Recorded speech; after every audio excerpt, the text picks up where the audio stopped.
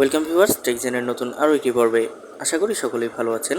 আজকে আমার হাতে যে TWSটি দেখতে পাচ্ছেন, এটি হচ্ছে i7 মিনি একটি TWS।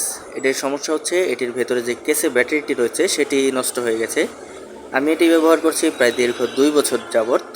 দীর্ঘ 2 বছর পর কিন্তু এটির ব্যাটারিটি সম্পূর্ণ নষ্ট হয়ে গেছে। এখন আর চার্জ দিলে চার্জটি ধরে রাখতে পারে না। সেজন্য এটিকে খুলে দেখব এটির ভিতরে কী আছে এবং ব্যাটারিকে আমি বড় ব্যাটারির সাথে রিপ্লেস করতে পারবো কিনা সেটিও একটু আমার দেখা হয়ে যাবে। খুব সহজেই কিন্তু আমি স্ক্রুর সাথে এটিকে একটু জাতা দিয়ে খুলে ফেললাম এবং ভেতরে রয়েছে কিন্তু ছোট্ট একটি সার্কিট এবং ছোট্ট একটি ব্যাটারি।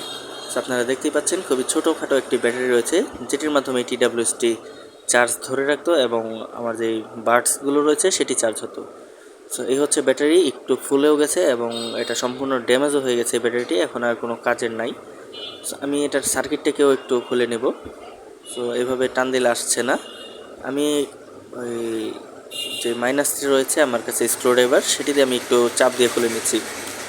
ভেতরে হচ্ছে এই হচ্ছে কম্পোনেন্ট, বক্সের ভেতরে কিন্তু আর কিছুই নেই। আমি যদি একটু ব্রাইটনেস কমিয়ে দেখাই, এই যে এই হচ্ছে মেইন ব্যাটারি এবং এই হচ্ছে সেই সার্কিটটি।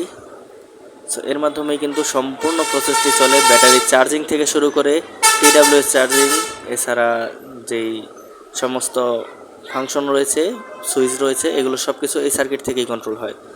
ভিতরে এই ছিল মূল বিষয়। আর এই হচ্ছে এগুলো এইভাবে চার্জ বসে, কারণ এখানে কোনো ম্যাগনেট সিস্টেম নেই, সরাসরি এইভাবে পিনের মাধ্যমে চার্জ হয়। এই ছিল মূল বিষয়, এই সম্পূর্ণ i7 মিনির ভেতরের অবস্থা।